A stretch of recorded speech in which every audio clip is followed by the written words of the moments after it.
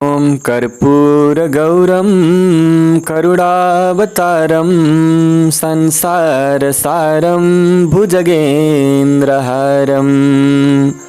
सदा वसन्तं हृदयारविन्दे भवं भवानी सहितं नमामि।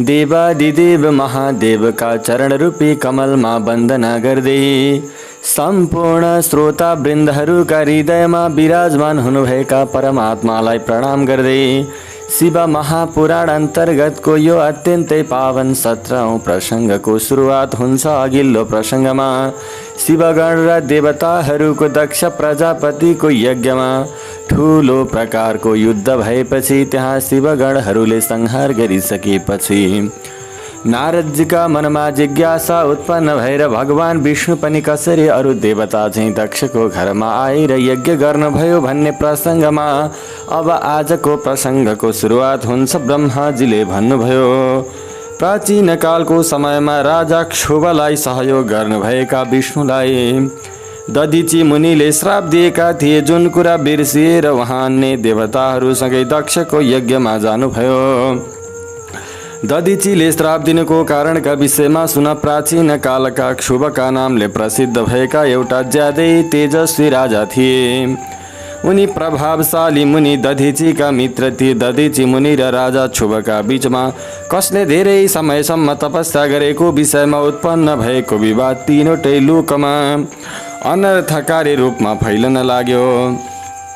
त्यो विवादका सम्बन्धमा दधिची मुनिको शूद्र वैश्य र क्षत्रिय भन्दा ब्राह्मण उत्तम भएकोमा कुनै दुविधा छैन भन्ने मान्यता रहेको थियो।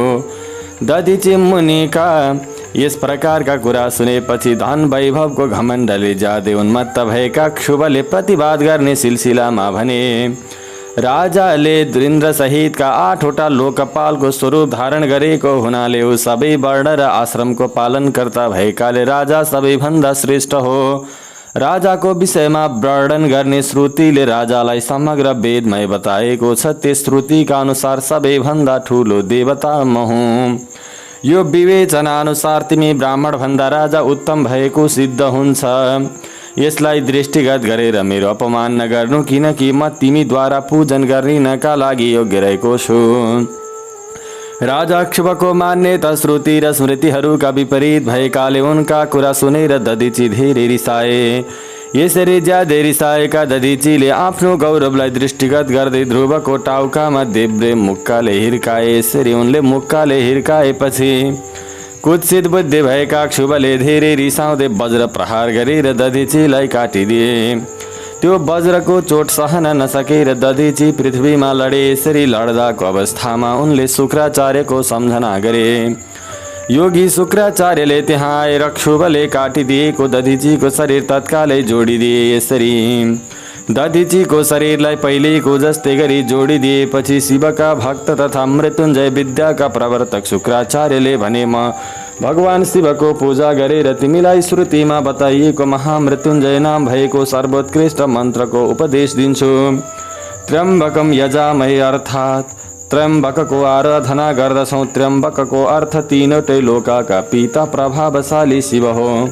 वहाँ सूर्य चन्द्र र अग्निमण्डलका पिता सत्व रज र तमगुणका महेश्वर आत्म तत्व विद्या तत्व र शिव तत्वका आह्वनीय गार्हपत्य र दक्षिणाग्निका पृथ्वी जल र तेज तीनवटा मूर्त भूतका तथा ब्रह्मा विष्णु र शिवका परम ईश्वर हुनुहुन्छ। मन्त्रको दोस्रो चरण अनुसार सुगन्धिम पुष्टिवर्धनम अर्थात् जसरी फूलमा उत्तम सुगन्ध रहेको हुन्छ त्यसै गरी भगवान शिव समग्र भूत तीनवटै गुण सबै कर्म इन्द्रियहरू देवता र गणहरूमा तिनीहरूको प्रकाश स्वरूपी आत्माका रूपमा व्याप्त भएर रहनु भएकाले उहाँ सुगन्ध सम्पन्न तथा सबै देवताहरूको ईश्वर हुनुहुन्छ। यहाँसम्म सुगन्धिमको व्याख्या गरियो। अब पुष्टिवर्धको व्याख्या गरिन्छ। वहाँ देख्न नसकिने पुरुष शिवबाट प्रकृतिको पोषण हुन्छ, अर्थात् महत्त्वदेखि विशेषसम्मका सबै विकल्पहरूको पुष्टि तथा ब्रह्मा विष्णु मुनि र सबै इन्द्रिय सहित देवताको पोषण हुने भएकाले उहाँ नै पुष्टिवर्धन हुनुहुन्छ। अब तेस्रो र चौथो चरणको व्याख्या गरिन्छ। उर्वारुकमिव बन्धनान् मृत्युर्मुक्षीयमामृतात्, अर्थात् जसरी खरबुजा पाकेपछि लहराबाट छुट्टिन्छ त्यसै गरी मृत्युरूपी बन्धनबाट सधैँका लागि मुक्त हुन वा मैले मोक्ष प्राप्त गर्न सकूँ। भगवान श्री शिव अमृत स्वरूप हुनुभएकाले जसले उहाँको पुण्य कर्म तपस्या स्वाध्याय योग वा ध्यानका माध्यमद्वारा आराधना गर्छ उसले नयाँ जीवन पाउँछ। यो सत्यताका आधारमा भगवान शिव आफैले आफ्नो भक्तको मृत्युको सानोभन्दा सानो बन्धनबाट मुक्त गरिदिनुहुन्छ, किनकि भगवान शिव बन्धन र मोक्षदायक हुनुहुन्छ। यो मृत सञ्जीवनी मन्त्र हो जुन मेरो मान्यतामा सबैभन्दा उत्तम रहेको छ। तिमीले नियमपूर्वक भगवान शिवको स्मरण गर्दै यो मन्त्रको जप गर। यसरी जप र हवन गरिसकेपछि यसबाट अभिमन्त्रित गरेको जल दिन र रातमा पिउने गर तथा शिवको मूर्तिको नजिकैमा बसेर निरन्तर उहाँको ध्यान गर। यस्तो कार्य गरिसकेपछि कसैलाई पनि अकाल मृत्युको भय हुँदैन। ठुला ठुला दोषहरू ठुला ठुला ग्रहका समस्याहरू छन् भने पनि सबै शान्त भएर जान्छन्। यसै गरी न्यास सहितका सबै कार्य गरिसकेपछि विधि पुर्याएर भगवान शिवको पूजा गर। यो सबै गरिसकेपछि आफ्नो मनलाई शिवमा एकाग्र गराएर उहाँको ध्यान गर्नुपर्दछ। यस प्रकारले निरन्तर जप गर्ने व्यक्तिले शिवको कृपाका प्रभावले त्यो सिद्ध गर्दछ। मृत्युञ्जय त्यस मन्त्रको अनि भगवान शिवको ध्यान गर्नु। अस्ताम्भोजयुगस्थ कुम्भयुगलादुद्धृत्य तोयं शिर सिञ्चन्तं करयोर्युगेन ददतं स्वाङ्के सकुम्भौ करौ अच्छस्रं मृगहस्तमम्बुजगतं मूर्धस्थचन्द्रस्रवत् पीयूषार्धतनुं भजे सगिरिजं त्यक्षं च मृत्युञ्जयम्। जसले आफ्ना दुईवटा हातमा राखेका दुईटा कलशको जल निकालेर माथिका दुईटा हातले त्यो जलले आफ्नो शिरमा अभिषेक गर्नुहुन्छ। अन्य दुईवटा हातमा दुईवटा घडा लिनुभएर तिनीहरूलाई आफ्नो काखमा राख्नु भएको छ तथा बाँकी जो दुईवटा हातमा रुद्राक्ष र मृग मुद्रा धारण गर्नुभएको छ, जो कमलको आसनमा बस्नु भएको छ, आफ्नो शिरमा चन्द्रमाबाट निरन्तर रूपमा झरिरहेको अमृतको धाराले जसको शरीर भिजिरहेको छ तथा जसका आँखा तीनवटा छन्, म उहाँ उमा सहितका भगवान मृत्युञ्जयको ध्यान गर्दछु। महर्षि दधिचीलाई यस प्रकारको उपदेश दिएर शुक्राचार्य भगवान शिवलाई सम्झिँदै आफ्नो आश्रममा गए। यसपछि दधिची शिवको स्मरण गर्दै तपस्या गर्नका लागि वनमा गएर उनले विधि पुर्याएर महामृत्युञ्जय मन्त्रको जप तथा उहाँको चिन्तन गर्दै तपस्या गर्न थाले। दधिचीले धेरै लामो समयसम्म त्यो मन्त्रको जप र तपस्याका माध्यमद्वारा शिवको आराधना गरेर उहाँलाई सन्तुष्ट बनाए। उनले गरेको जपबाट ज्यादै प्रसन्न हुनुभएका शिव दधिचीको अगाडि प्रत्यक्ष प्रकट हुनुभयो। यसरी साक्षात् भगवान शिवको दर्शन पाएकाले दधिचीको हृदय धेरै प्रसन्न भएको हुँदा उनले आफ्ना दुवै हात जोडेर उहाँको स्तुति गरे। यसपछि भगवान शिवले दधिचीलाई वर माग भन्नुभयो। उहाँका यस प्रकारका कुरा सुनेपछि दधिचीले दुवै हात जोडेर शिर निहुर्याउँदै भने, मलाई तीनवटा वर दिनुहोस् जसमा मेरो हड्डी वज्र जस्तै बनोस्, मेरो वध कसैले गर्न नसकोस् र मलाई कहीँ पनि दुखी हुन नपरोस्। महर्षि दधिचीका यस प्रकारका कुरा सुनेर उनीसँग ज्यादै प्रसन्न हुनुभएका शिवले तथास्तु भनेर उनलाई तीनवटै वर प्रदान गर्नुभयो। यसरी शिवबाट वरदान पाएर अति प्रसन्न भएका दधिची ज्यादै आनन्दित हुँदै राजा क्षुभ भएको ठाउँमा गए। भगवान शिवबाट वध नहुने, हड्डी वज्र हुने र अधीनता जस्ता वर पाएका दधिचीले राजा क्षुभको टाउकोमा लात्तीले हिर्काए। उनको यो कार्यबाट धेरै रिसाएका राजा क्षुभले दधिचीमाथि वज्र प्रहार गरे। उनी विष्णुका भक्त भएकाले ज्यादै घमण्डी पनि थिए, तर शिवको प्रभावले क्षुभले प्रहार गरेको वज्रले दधिचीको विनाश गर्न सकेन। आफ्नो वज्र यसरी निष्फल भएको देखेर ती आश्चर्यचकित भए। उनले तत्कालै वनमा गएर इन्द्रका भाइ मुकुन्दको आराधना गर्न थाले। ती राजा दधिचीबाट पराजित भएका थिए। क्षुभले गरेको आराधनाबाट गरुडमा सवार हुने मधुसूदन ज्यादै प्रसन्न भएकाले उनले राजालाई अलौकिक दृष्टि दिए। शुभले त्यो दृष्टिले प्रत्यक्ष रूपमा देखिनु भएका मधुसूदनलाई प्रणाम गरेर उनको स्तुति गरे। यसरी उनको स्तुति र पूजा गरिसकेपछि राजा शुभले आफ्नो अभिलाषा व्यक्त गर्दै भने, एउटा धर्मको राम्रो ज्ञान भएका दधिची नाम गरेका ब्राह्मण छन्। उनको हृदय विनय सम्पन्न छ। उनी पहिले मेरो मित्र थिए। उनी यस समयमा मृत्युञ्जय भगवान शिवको आराधना गरेर उहाँका प्रभावले कुनै पनि अस्त्र शस्त्रबाट वध नहुने भएका छन्। एक दिन ती दधिचीले सभासदले यथार्थ रूपमा भरिएको सभामा आएर आफ्नो देब्रे घोडाले मेरो टाउकोमा प्रहार गर्दै घमण्डपूर्वक भने, म कसैसँग डराउँदिन। उनी भगवान मृत्युञ्जयबाट वरदान पाएकाले धेरै घमण्डी भएका छन्। दधिचीले आफ्नो वध नहुने वर पाएको कुरा सुनेपछि विष्णुले शिवको अतुलनीय प्रभावको सम्झना गर्दै राजा शुभसँग भने, यो समग्र संसारमा उनीहरूलाई कहीँ कतै अलिकति मात्र पनि डर हुँदैन, त्यसमा पनि शिवका भक्तका लागि त डर नामको कुनै वस्तु नै हुँदैन। यदि मैले तिम्रा लागि केही गरेँ भने ती दधिचीले ज्यादै दुखी हुँदै म जस्ता देवतालाई पनि श्राप दिनेछन्। दधिचीको श्रापका प्रभावले दक्षको यज्ञका शिवसँग मेरो पराजय हुनेछ। यसै कारण म तिमी भन्दा अलग रहेर तिम्रा लागि दधिचीलाई पराजित गर्ने प्रयास गर्नेछु। विष्णुका यस प्रकारका कुरा सुनेर मनमनै प्रसन्न भएका शुभ त्यहीँ बसे। यसपछि राजा शुभको कल्याण गर्ने अभिलाषा लिएर विष्णु ब्राह्मणको रूप धारण गरेर दधिचीको आश्रममा गए। त्यहाँ विष्णुले राजा शुभको कार्य सिद्ध गर्ने अभिप्रायले उनीसँग कुराकानी गर्ने सिलसिलामा भने, म तिमीसँग एउटा वरदान माग्न आएको हुँ, त्यो मलाई देऊ। तब दधिचीले भने, तिमीले चाहेको कुरा मैले जानिसके, किनकि तिमी विष्णु शुभको कार्य सिद्ध गर्नका लागि ब्राह्मणको रूप धारण गरेर यहाँ आएका हौ। तर भगवान शिवका कृपाले भूत वर्तमान र भविष्यको ज्ञान हुने भएकाले म तिमीलाई चिन्छु। तिमी विष्णु भएकाले यो ब्राह्मणको वेश परित्याग गर। ती ज्यादै दुष्ट बुद्धि भएका शुभले तिम्रो आराधना गरेकाले तिमी यहाँ आएका हौ। यसै कारण तिमीले आफ्नो रूपमा फर्किएर मनलाई शिवको स्मरणमा केन्द्रित गराऊ। म भगवान शिवको आराधना गरिरहेको छु। यो अवस्थामा मबाट कोही भयभीत भएको छ भने मलाई बताऊ। मेरो मन एकाग्रतापूर्वक शिवमा लागिरहेको हुनाले मलाई संसारमा कुनै देवता वा कुनै दैत्यसँग पनि डर लागिरहेको छैन।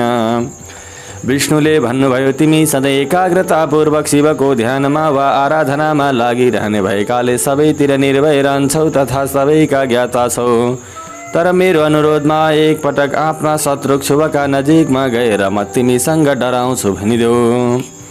दधिचीले भने, म भगवान शिवका कृपाले कहीँ कहिले कसैसँग र थोरै मात्र पनि डराउँदिन। उनका यस्ता कुरा सुनेर विष्णुले उनलाई डर देखाउने अनेकौं प्रयास गर्नुभयो। देवताले पनि विष्णुलाई सहयोग गरे, तर पनि सबैका शस्त्र निष्फल भए।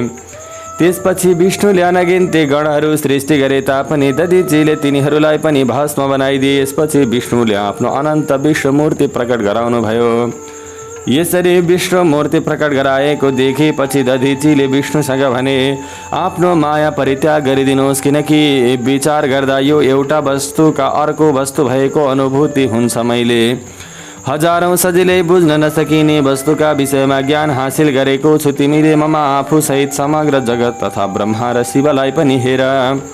यसका लागि म तिमीलाई अलौकिक आँखा दिन्छु। यस प्रकारका कुरा गरिसकेपछि भगवान शिवको तेज सम्पन्न शरीर भएका दधिचीले आफ्नो शरीरमै पनि समग्र ब्रह्माण्ड देखाइदिए। त्यसपछि विष्णु उनीसँग फेरि रिसाउन खोजिरहेकै समयमा म सहित राजा शुभ त्यहाँ आइपुगे। मैले चेष्टाहीन भएर उभिएका विष्णु र देवताहरूको रिस रोकेर उनीहरूलाई शान्त बनाए। मेरो कुरा सुनेर उनीहरूले दधिचीलाई पराजित गरेनन्। विष्णुले दधिचीको नजिकमा गएर भन्दा, विशेष गरेर यो प्रकारको युद्ध विराम गरौँ भन्दा ध्रुव शुभ ज्यादै दुखी हुँदै उनको नजिकमा गएर उनलाई प्रणाम गरेर प्रार्थना गर्न थाले। मबाट प्रसन्न हो, तिमी दुर्जनहरूको दृष्टिबाट टाढै रहने मुनिले ममाथि कृपा गर। राजा शुभका यस प्रकारका कुरा सुनेपछि दधिचीले उनीप्रति अनुकम्पा गरे। ती मुनिले विष्णु सहितलाई देखेर रिसले ज्यादै व्याकुल हुँदै मनमनै शिवको स्मरण गर्दै विष्णु र देवताहरूलाई श्राप दिन थाले।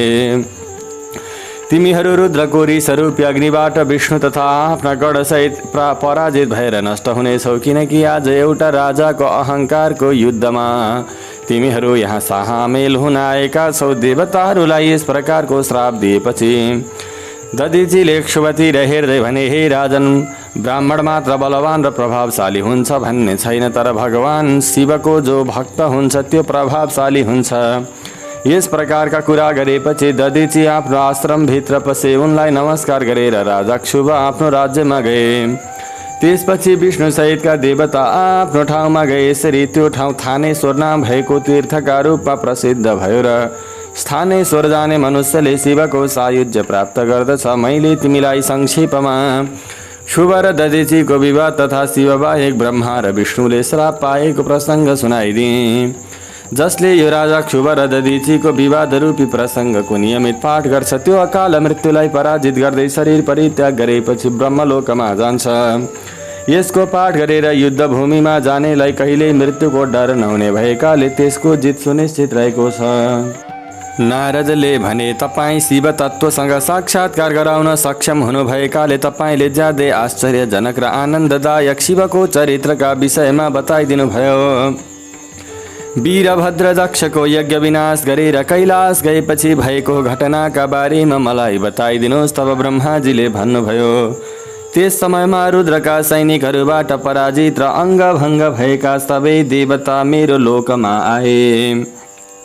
त्यहाँ सबैले मलाई नमस्कार गर्दै पटक पटक मेरो स्तुति गरेर आफ्नो दुःख विषयमा यथार्थ रूपमा मलाई सुनाए। उनीहरूको कुरा सुनेपछि म पुत्रको शोकले धेरै पीडित हुँदै व्याकुल चित्तले चिन्ता गर्न थालेँ। यसपछि मैले ज्यादै भक्तिभावले विष्णुलाई सम्झिएकाले मलाई समयअनुसार उचित ज्ञान प्राप्त भयो। त्यसपछि सबै देवता र मुनि सहित मैले विष्णुलोकमा गएर विष्णुलाई नमस्कार गरी अनेकौं स्तोत्रले उनको स्तुति गर्दै आफ्नो दुःख सुनाउने सिलसिलामा भने, तपाईले जसरी पनि यज्ञ परिपूर्ण हुने, यजमान जीवित रहने, सबै देवता र मुनि सुखी हुने उपाय निकालिदिनुहोस्। हामी देवता र मुनि तपाईका शरणमा परेका छौँ। तब विष्णुले भन्नुभयो, अति सक्षम तेजस्वी पुरुषले कुनै अपराध गरे तापनि त्यसको बदलामा अपराध गर्ने मनुष्यहरूका लागि त्यो अपराध मङ्गलदायक हुँदैन। सबै देवता शिवका अपराधी हुन्, किनकि यिनीहरूले एक त शिवलाई यज्ञको भाग दिएनन्, त्यसै गरी माता सतीलाई अपमान गरे अनि युद्धमा शिवका गणसँग भिडन्त गरे। यसै कारण अब तिमीहरूले तत्कालै शिवका शरणमा परेर उहाँलाई प्रसन्न बनाउने प्रयास स्वरूप उहाँसँग क्षमा माग। जुन भगवान रिसाउँदा समग्र जगत नष्ट हुन्छ तथा जसको आज्ञाले सबै लोकपाल सहित यज्ञको जीवन तत्कालै सकिन्छ, वहाँ भगवान शिवको यस समयमा आफ्नो प्राणभन्दा प्यारी सतीसँग बिछोड भएको छ। ज्यादै दुष्ट आत्मा भएका दक्षले आफ्ना दुर्वचन रूपी बाणहरूले उहाँको हृदयलाई घायल बनाइदिएका छन्। यसै कारण तिमीहरूले तत्कालै गएर आफ्नो अपराध स्वीकार गर्दै क्षमा माग। उहाँलाई शान्त गराउने सबैभन्दा ठुलो उपाय यही हो। म पनि तिमीहरूसँगै कैलाशमा गएर उहाँसँग क्षमा माग्दछु। ब्रह्माजीले भन्नुभयो, यसरी मसहित देवताहरूलाई यस प्रकारको आज्ञा दिएर विष्णुले हामीसँगै कैलाश पर्वतमा जाने निश्चय गरेकाले विष्णु ती सबैलाई लिएर कैलाशमा जानुभयो। त्यो कैलाश पर्वत भगवान शिवको ज्यादै प्रिय ठाउँ हो। मनुष्य बाहेक किन्नर, अप्सराहरू र योगद्वारा सिद्धि प्राप्त गरेका महात्माले सेवा गर्ने त्यो पर्वत धेरै अग्लो रहेको छ। यसरी जाने सिलसिलामा देवताहरूले त्यसको नजिकमा शिवका मित्र कुबेरको ज्यादै अलौकिक अलका नाम भएको नगर तथा त्यो नगरको नजिकैमा रहेको अनेकौं प्रकारका रुख र लहराले परिपूर्ण भएको सौगन्धिक वन देखे। त्यो वनमा सबैतिर धेरै मिठो सुगन्ध फैलाउने सौगन्धिक नाम भएका कमल फुलेका थिए। त्यसको बाहिरी भागमा नन्द र अलकनन्दा नाम भएका दर्शन गर्ने प्राणीको पाप हरण गरिदिने दुईटा नदी भएका छन्। कुबेरको त्यो सौगन्धिक वनबाट केही अगाडि गएपछि देवताहरूले शिवको बरको रुख देखे, जसले आफ्नो चारैतिर आफ्नै अविचल छाया फैलाइरहेको थियो। त्यो रुख 100 योजन अग्लो थियो तथा त्यसका हाँगा 75 योजनसम्म फैलिरहेका थिए। त्यसमा कुनै गुण थिएनन् र त्यसलाई ग्रीष्मको तापले छुनसम्म पनि सक्दैनथ्यो। त्यो रुखलाई धेरै धर्मात्मा पुरुषहरूले मात्र देख्न सक्दथे। त्यो ज्यादै रमणीय र पवित्र अलौकिक रुख भगवान शिवको योग स्थल थियो। विष्णु सहितका देवताले मोक्ष प्राप्त गर्ने अभिलाषा हुनेहरूको आश्रय रूपी त्यो महायोगमय वरको फेदमा विराजमान हुनुभएका शिवलाई देखे मेरा पुत्र सनक लगायतले ज्यादै प्रसन्नतापूर्वक उहाँको सेवा गरिरहेका थिए। त्यो समयमा शिवजीको श्री विग्रह सुन्दर देखिन्थ्यो तथा कुबेरले निरन्तर रूपमा आफ्ना सेवक र आफन्त सहित विशेष रूपले शिवको सेवा गरिरहेका थिए। परमात्मा शिव त्यस समयमा तपस्वीहरूका लागि अति प्रिय लाग्ने स्वरूप धारण गरेर बस्नु भएको थियो। उहाँका सबै अङ्ग खरानीले शोभायमान भइरहेका थिए। भगवान शिव आफ्नो वत्सलतापूर्ण स्वभावका कारणले समग्र संसारका सूर्योदय रूपी हुनुहुन्छ। त्यस दिन उहाँ एउटा कुशको आसनमा बसेर तिमीलाई उत्तम ज्ञानको उपदेश दिइरहनु भएको थियो। उहाँ देब्रे घोडा आफ्नो दाहिने तिग्रामा र देब्रे घोडामा राखी पाखुरामा रुद्राक्षको माला लगाएर ज्यादै सुन्दर तर्क मुद्रा जुन मुद्रामा चोरी औँलालाई बुढी औँलामा जोडेर अरू औँलालाई आपसमा मिलाएर फैलाइन्छ त्यसरी हुने बन्द सिद्धलाई तर्क मुद्रा भनिन्छ। यसैलाई ज्ञान मुद्रा पनि भनिन्छ। त्यस्तै मुद्रामा बस्नु भएको थियो। यस प्रकारको रूपमा विराजमान हुनुभएका शिवको दर्शन पाएपछि विष्णु सहितका देवताहरूले दुवै हात जोडेर शिर निहुर्याएर उहाँको चरणमा प्रणाम गरे। यसरी मर विष्णु आएको देखेपछि रुद्रले आफ्नो ठाउँबाट उठेर आफ्नो शिर निहुर्याउनका साथै प्रणाम पनि गर्नु भएपछि विष्णु र शिवका बीचमा कुराकानीको सिलसिला आरम्भ भयो। विष्णुले भन्नुभयो, तपाईँ सर्वोत्कृष्ट परमेश्वर, परभन्दा पनि पर रहने परब्रह्म हुनुहुन्छ। तपाईँ सबैतिर परिपूर्ण विश्व मूर्ति महेश्वरलाई नमस्कार छ। तपाईँ विष्णु कलत्र विष्णु क्षेत्र भानु भैरव शरणागत वत्सल त्र्यम्बक वीर हणशील मृत्युञ्जय हुनुहुन्छ। शोक पनि तपाईँकै रूप हो तथा तपाईँ त्रिगुण र गुणात्मा हुनुहुन्छ। चन्द्रमा सूर्य र अग्नि तपाईँका आँखा हुन्। तपाईँ सबैको कारण हुनुभएकाले धर्म मर्यादा स्वरूप हुनुहुन्छ। तपाईँले आफ्नो तेजले समग्र जगतलाई ढाक्नु भएको छ। तपाईँ निर्विकार प्रकाशमय आनन्द स्वरूप परब्रह्म परमात्मा हुनुहुन्छ। ब्रह्मा विष्णु इन्द्र चन्द्रमा सहित सबै देवता र मुनि तपाईँबाटै उत्पन्न भएका हुन्। तपाईँले आफ्नो शरीरलाई 8 भागमा विभाजित गरेर समग्र संसारको पोषण गर्नुहुने भएकाले तपाईँलाई अष्टमूर्ति भनिन्छ। तपाईँ नै सबैको आदि कारण परमात्मा हुनुहुन्छ। तपाईँकै डरले वायु चल्छ, अग्निले जलाउने काम गर्छ, सूर्यले तताउँछ र मृत्यु सबैतिर दौडिरहेको हुन्छ। हामी नष्ट र चेत भइरहेका छौँ, यसै कारण हाम्रो रक्षा गरिदिनु हवस्। जसरी तपाईँले हामीलाई आजसम्म अनेकौँ विपत्तिहरूबाट बचाउनु भयो, त्यसै गरी आज पनि हाम्रो रक्षा गरिदिनुहोस्। तपाईँले तत्कालै कृपा गरेर यो अधुरो यज्ञ र दक्षको पनि उद्धार गरिदिनुहोस्। यसै गरी भगका आँखा, पुसाका दाँत, भृगुका दारी जुङ्गा पहिलेका जस्तै हुन् तथा दक्षको जीवनको रक्षा होस्। यसरी नै अस्त्र शस्त्र र ढुङ्गाहरूको चोटका कारणले अङ्गभङ्ग भएका देवताहरूमा कृपा गरेर उनीहरू पहिलाका जस्तै आरोग्य सम्पन्न हुन्। यज्ञ सम्पन्न हुन बाँकी रहेको सबै तपाईँको भाग होस्। तपाईँको भागबाट मात्र त्यो यज्ञ पूर्ण हुन सक्दछ। यसरी प्रार्थना गरिसकेपछि देवताहरू आफूबाट भएको अपराधको क्षमा माग्नका लागि हात जोडेर भूमिमा दण्ड जस्तै गरेर झुके। ब्रह्माजीले भन्नुभयो, यसरी म ब्रह्मा लोकपाल प्रजापति मुनि सहित विष्णुले प्रार्थना गरेपछि परमात्मा शिव प्रसन्न हुनुभएकाले उहाँले देवताहरूलाई आश्वासन दिने सिलसिलामा हाँस्दै भन्नुभयो, ब्रह्मा र विष्णुले मेरो कुरा ध्यानपूर्वक सुन। मैले सधैँ तिमीहरूको कुरा मानेको छु। मैले दक्षको यज्ञमा विध्वंस मच्चाएको होइन, किनकि दक्ष आफै अरूप्रति द्वेषभाव राख्दछन्। आफूले अर्कासँग जस्तो व्यवहार गरिन्छ आफूलाई त्यस्तै फल प्राप्त हुन्छ। यसै कारण अरूलाई दुखी बनाउने काम कहिल्यै पनि गर्नु हुँदैन। दक्षको टाउको जलेर भस्म भइसकेकाले उनको टाउकाको ठाउँमा बाख्राको टाउको जोडिदिनु। भागा देवताले मित्रको आँखाले आफ्नो यज्ञ भाग देख्नेछन्। पुसाले यजमानका दाँतले राम्ररी चबाएको यज्ञको अन्न खानेछन्। मेरो विरोध गर्ने भृगुको दारीको ठाउँमा बाख्राको दारी जोडिदिनु तथा मलाई यज्ञ भागका रूपमा यज्ञको अवशिष्ट वस्तु दिने देवताहरूको शरीर पहिलेको जस्तै होस्। अद्धर्यु सहितका याज्ञिकहरूमध्ये जसका हात भाँचिएका छन् तिनीहरूले अश्विनी कुमारहरूका हातहरूले र जसका हात पूर्ण नष्ट भएका छन् तिनीहरूले पुसाका हातले आफ्नो काम चलाउनु। यस प्रकारका कुरा गरिसकेपछि भगवान शिव शान्त हुनुभयो। उहाँका यस्ता कुरा सुनेर विष्णु ब्रह्मा सहितका सबै देवता सन्तुष्ट भएकाले उनीहरूले उहाँलाई धन्यवाद दिन थाले। त्यसपछि भगवान शिवलाई आमन्त्रण गरेर म ब्रह्मा र सबै देवर्षि सहित विष्णु ज्यादै हर्षित हुँदै फेरि दक्षको यज्ञ भएको ठाउँमा लाग्यौँ। त्यहाँ पुगेपछि शिवले वीरभद्रले यज्ञ देवता र ऋषिहरूमा मच्चाएको विध्वंस निरीक्षण गर्नुभयो। त्यहाँ स्वाहा स्वधा पुषा तुष्टि धृति सरस्वती अन्य सबै ऋषि पितृ अग्नि यक्ष गन्धर्व र राक्षस रहेका थिए।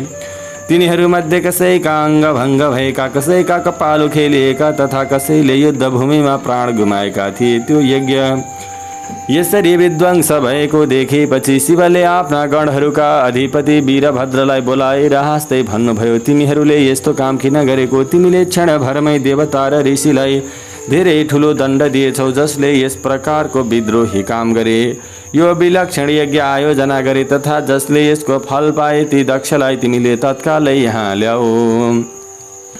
भगवान शिवको यस प्रकारको आज्ञा पाएका वीरभद्रले ज्यादै उत्साहपूर्वक दक्षको धाड ल्याएर उहाँका अगाडि राखिदिए। दक्षको त्यो शिर रहित सब देखेर शिवले हाँस्दै वीरभद्रसँग भन्नुभयो, यी दक्षको शिर कहाँ छ? वीरभद्रले भने, मैले त्यसै समयमा दक्षको शिर आगोमा हालिदिएँ। ती वीरभद्रका यस्ता कुरा सुनेपछि भगवान शिवले देवताहरूलाई यसभन्दा पहिले बताइए अनुसारको आज्ञा दिनुभयो। यसपछि शिवको यसभन्दा पहिलेको आज्ञाद्वारा पूर्ति गराएर विष्णुसहित सबै देवताले भृगु लगायत सबैलाई ठिक पारिदिए। त्यसपछि शिवको आज्ञा अनुसार दक्षको धडमा यज्ञमा समर्पण गरिएको बाख्राको टाउको जोडियो। त्यो टाउको जोड्ने बित्तिकै शिवको कृपा दृष्टिका प्रभावले दक्षको शरीर जीवित भएकाले उनी सुतेर भर्खर उठेको मनुष्य जस्तै गरी उठेर उभिए। उनी आफू उठ्ने बित्तिकै आफ्ना अगाडि भगवान शिवलाई देखेकाले उनको मनमा प्रेम भाव उर्लिन थाल्यो। त्यो प्रेम भावले उनको अन्तःकरणलाई निर्मल र प्रसन्न बनाइदियो। किनकि यसभन्दा पहिले शिवमा द्वेषभाव राखेर उनको अन्तःकरण दोष सम्पन्न भएको थियो, तर त्यस समयमा शिवको दर्शन पाएकाले उनी तत्कालै शरद ऋतुको चन्द्रमा जस्तै निर्मल भएकाले उनको मनमा भगवान शिवको स्तुति गर्ने विचार उत्पन्न भए तापनि अत्यन्तै प्रेम भाव तथा आफ्नी मृत पुत्रीको सम्झनाले धेरै व्याकुल भएका कारणले उनले तत्कालै उहाँको स्तुति गर्न सकेनन्। त्यसको केही समयपछि आफ्नो मनलाई स्थिर गराएर दक्षले ज्यादै लज्जित हुँदै शिवलाई प्रणाम गरेर उहाँको स्तुति गर्न थाले। उनले भगवान शिवको स्तुति गर्दै अत्यन्तै भक्तिभावपूर्वक उहाँलाई प्रणाम गरेर अन्त्यमा भने, तपाईँले ब्रह्माको रूप धारण गरेर सबैभन्दा पहिले आत्मतत्त्वको ज्ञान प्राप्त गर्नका लागि आफ्नो मुखबाट विद्या तपस्या र ब्रह्मचर्यको नियम पालना गर्ने ब्राह्मणहरू उत्पन्न गराउनुभयो। जसरी गोठालाले लौराले गाईको रक्षा गर्छ, त्यसै गरी तपाईँले मर्यादा पालन गर्ने सज्जनहरूको सधैँ रक्षा गर्नुहुन्छ। मैले दुर्वचन रूपी बाणले तपाईँ परमात्मालाई प्रहार गरेँ वा घायल बनाए तापनि ममाथि कृपा गर्नका लागि तपाईँ यहाँ आउनुभयो। अब मलाई जस्तै गरी यी देवतामाथि पनि कृपा गर्नुहोस्। ममा तपाईँलाई प्रसन्न गराउने कुनै गुण रहेको छैन, किनकि तपाईँ समग्र ऐश्वर्य सम्पन्न परमात्मा हुनुहुन्छ। म यस्तो नीच छु, मलाई तपाईँले कसरी कल्याण गर्नुभयो। यसै कारण आफ्नै अतुलनीय उदार व्यवहारका कारणले गर्दा, त्यो उदार भावनाको कारणले गर्दा मबाट प्रसन्न हुनुहोस्। यस प्रकारले भगवान शिवको स्तुति गरिसकेपछि विनय सम्पन्न चित्त भएका दक्षले मौनता धारण गरे। त्यसपछि विष्णुले हात जोडेर शिवलाई प्रणाम गरेपछि गदगद वचनमा उहाँको स्तुति हुन थाल्यो। तपाईँ स्वतन्त्र अद्वितीय र अविनाशी परमात्मा हुनुहुन्छ। ब्रह्माजीले भन्नुभयो, तपाईँले मेरो पुत्रमाथि अनुकम्पा गर्नुभयो। तपाईँले आफ्नो अपमानको वास्तै नगरी दक्षको यज्ञको उद्धार गरिदिनुहोस्। तपाईँले प्रसन्न भएर सबै श्रापहरू हटाइदिनुहोस्। मलाई कर्तव्यमा लाग्न अभिप्रेरित गर्ने र कर्तव्यमा लाग्नबाट रोक्ने तपाईँ नै हुनुहुन्छ। हजुरलाई कोटि कोटि नमस्कार छ। यसरी परमात्माको स्तुति गरिसकेपछि म दुई हात जोडी शिर न्युर्याएर उभिएँ। त्यसपछि इन्द्र सहितका देवता र लोकपाल शिवको स्तुति गर्न थाले। त्यस समयमा भगवान शिवको मुखमण्डल प्रसन्नताले ज्यादै चम्किलो भएको थियो। यसपछि धेरै प्रसन्न भएका देवता सिद्ध ऋषि र प्रजापतिहरूले पनि ज्यादै हर्षित हुँदै शिवको स्तुति गरे। यस बाहेक उपदेवता नाग तथा विभिन्न व्यक्तित्वहरूले जनहरूले अलग अलग प्रणाम गरेर भक्तिपूर्वक उहाँको स्तुति गरे। यसरी विष्णुले, मैले, देवताहरू, ऋषिहरू र अन्यले स्तुति गरेपछि भगवान शिव ज्यादै प्रसन्न हुनुभएकाले उहाँले हामी सबैतिर हेर्दै दक्षसँग भन्नुभयो, मेरो कुरा ध्यानपूर्वक सुन। म तिमीबाट प्रसन्न भएको छु। म ईश्वर र स्वतन्त्र भए तापनि सधैँ आफ्नो भक्तको अधीनमा रहेको हुन्छु, किनकि 4 प्रकारका पुरुषहरूले यानकि मनुष्यहरूले मेरो भजन गर्दछन्। ती 4 प्रकारका भक्तहरूमध्ये सिलसिलाबद्ध रूपमा पहिलो भन्दा दोस्रो भन्दा तेस्रो उत्तम हुन्छ। तिनीहरूमध्ये पहिलो आर्त, दोस्रो जिज्ञासु, तेस्रो अर्थार्थी र चौथो ज्ञानी हो। पहिलाका 3वटा सामान्य श्रेणीका भक्त हुन् भने चौथो भक्तको विशेष महत्त्व रहेको छ। ती सबै भक्तहरूमध्ये चौथो ज्ञानी मात्र मलाई धेरै प्यारो लाग्ने भएकाले उसलाई मेरो रूप मानिएको छ। अरू जे भए पनि परमात्मा तत्त्वका विषयमा केही न केही ज्ञान मेरा भक्तमा अवश्य पनि हुनुपर्दछ। त्योभन्दा प्यारो अर्को हुँदैन। म आत्मज्ञानी भएकाले वेद वेदान्तको ज्ञान हासिल गरेका विद्वानले ज्ञानका माध्यमद्वारा मलाई जान्न सक्दछन्। जसको बुद्धि मन्द छ त्यसले बिना ज्ञान मलाई प्राप्त गर्ने प्रयास गर्दछन्, तथा कर्मको वशमा परेका अविवेकी मनुष्यहरूले मलाई वेद, यज्ञ, दान र तपस्याका माध्यमद्वारा पनि प्राप्त गर्न सक्दैनन्। तसर्थ शिव तत्त्व भनेको परमात्मा हो।